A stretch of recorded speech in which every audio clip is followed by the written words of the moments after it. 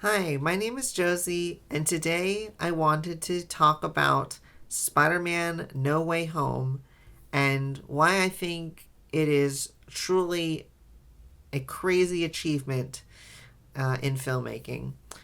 I saw the film on Friday, December 17th, 2021, and I had avoided all spoilers, and right now I suggest you do the same. This is going to be completely spoiler heavy review. So if you haven't seen the film, stop watching. Save the link if you want. This is going to be a new type of video where I just talk really freely about a film that I enjoyed. So I don't know where this is headed. I'm sorry if this is not super organized, but we're just going to go for it. This Spider-Man film is the culmination of three different Spider-Man iterations and Spider-Man's 20-year history. And it's not just a thing where they slapped everything together and here's a cameo, there's a cameo, here's a fan service, there's a fan service.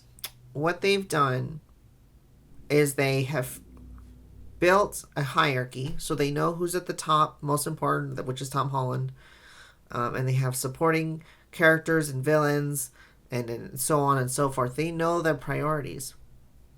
And every single character is given an opportunity to shine, not just as a cameo, but to have a character progression. The villains all have a character progression. Tobey Maguire and Andrew Garfield both have a character progression. And all the supporting cast as well, and the starring cast, it is kind of insane how tightly woven everything is together. And I think in the wrong hands, this is the kind of thing that could just crumble in on itself, where it becomes super exposition, super weighty, super like a slog, just constant, like trying to explain plot points, really plot heavy. And yes, this film does have this sort of a little bit of a silly MacGuffin in regards to the spell and the whatever. These are just things that pull the plot along. But when you look at the characters, not only did they they actually moved all of these previous characters forward, but they leveraged the power of the stories that they had done before. So the obvious one would be, Andrew Garfield saving new MJ because, that is an extension of his story and his character's history. So they leverage that. They basically steal the emotions from that film and put it into this one. And here's the thing. I recently went back and I saw Amazing Spider-Man's 1 and 2. Andrew Garfield's awesome. The actual movies are, the scripts have, unfortunately, are very, very plot heavy, get a little convoluted. So unfortunately, there were problems with that, but this film sort of helps to rectify that. Same with Tobey Maguire's films, which I think the original Spider-Man trilogy is perfect. I wouldn't change a thing. The entire cast is insane. People are talking about William Dafoe. People are talking about Alfred Molina, Tom Maguire, Andrew Garfield. I mean, everyone's a standout in this film. And I think this all goes to, of course, the performers, but the creators and the John Watts, the director, and the writers, and just how much care went into really looking and designing this film about and focused on character. There are some little holes you can start to poke in the story with, like, how come Doctor Strange cast this spell before talking to Peter, and how come they never just, there's so many like little loopholes. How come the spell works this way? And we can start to sort of look at it from that. But I don't think it matters because we are so invested in our hero Peter Parker, and the Peter Parkers, all three of them, that going back to one of my favorite film teachers always said, plot never matters.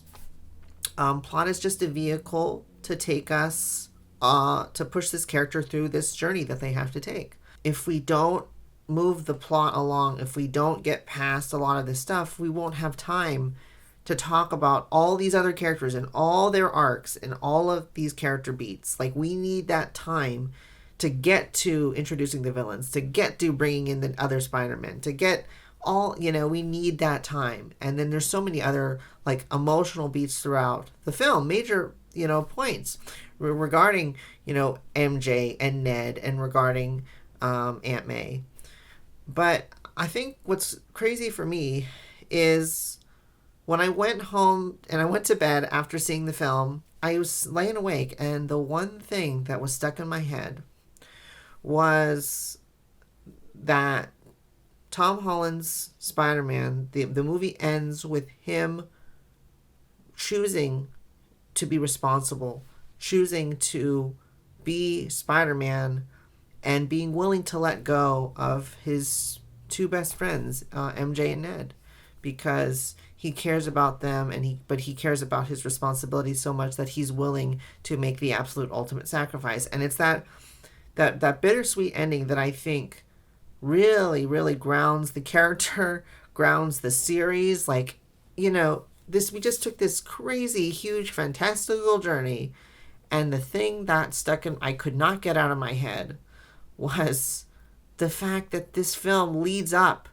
to a character change and a character choice.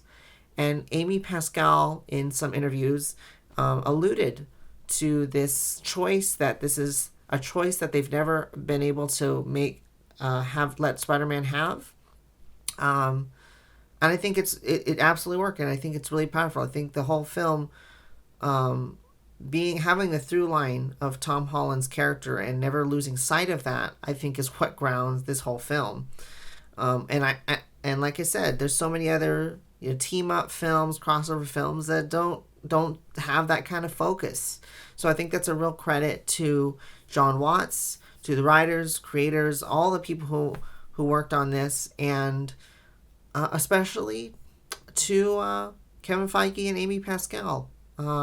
Amy Pascal, who has worked and has been in charge of literally all 9 Spider-Man cinematic films, including Into the Spider-Verse. I think it is an incredible achievement that she has held Spider-Man's hand this whole time and has brought us to this moment. And I'm pretty sure that this really could have only happened with that unifying leadership of Amy Pascal, Kevin Feige, and this huge brain trust of creatives that they have built up at Marvel and the MCU. I really do. I am a big fan of the MCU, and I think it's no secret that they are doing something that's kind of insane and probably won't be recreated again for quite some time. And one more thing I wanted to mention was there's this moment at the beginning of Spider-Man No Way Home where Peter and MJ are talking on the phone, and MJ says, aren't you relieved? Aren't you actually happy that the secret's out, that you don't have to hide anymore? And that struck a chord with me, because with my personal story, and the path that I just walked down, there was an entire year where I really couldn't talk to anyone. I was in the closet and I couldn't talk to anyone about my true self because I was still figuring it out. And when even though it was kind of scary, when I finally came out publicly, it has now proven to be a huge weight off my shoulders. Now, of course, I don't have magic, and I'm just going to erase everyone's memory of the past. But even if I had that, I can confidently say I don't think I'd do it anymore. But it did resonate with me, and I thought that was a really cool beat to have. And I think as a character, a human beat that I think was a cool perspective for that moment of the film. Let me just wrap this whole thing up by saying that as a fan of Spider-Man for 20 years, this film shocked me. It blew my mind. I honestly, when you see Tobey Maguire and Andrew Garfield walk through those portals, I realized that I couldn't dream big enough. I'd kind of, I'd heard, unfortunately had sort of heard about Alfred Molina and Willem Dafoe reprising their roles, and I thought, okay, that's cool, they can come back. And I kind of toyed with the idea of, okay, maybe these other two Spider-Man can come back too, but I don't think I really validated it because I didn't think it was possible. Because there's so much, legality. There's so much copyright. There's so much, difficulty, even just getting the actors back and figuring out how to work it all together. I just kind of didn't think that in what universe would this be possible. And then to see all of the legal hurdles somehow be overcome and the story hurdles and all the, I don't know how, an insurmountable number of hurdles to make this crossover happen. To see it all work out is, in my opinion, I don't think you could ask for more as a fan. And then to actually have it come out good and fun and entertaining and heart wrenching, crazy. And even just to hear like the music, we got some themes and music from the previous series, and so that was, I just, as a music fan, that really touched me as well. And you got to hear this like crossover on all levels. So let me just end this by saying that my sister is a huge fan of Spider-Man. She's always led the way in terms of knowing what's cool and what's hip. And yeah, this whole thing has brought back a lot of memories of going to see the original films, the original Sam Raimi trilogy. I even found this Spider-Man themed off-brand GameCube controller from, I believe it was my sister's, from 20 years, it says 2002 Marvel. So 20 years ago, we got this Spider-Man themed buttons and stuff. And overall, I give the film an A. This is not like some crazy ranking system I'm going to try to create. Let me know what you think in the comments. And if you like this, I'm going to be talking about more films. So until then, see you next time. Thanks for watching. Bye.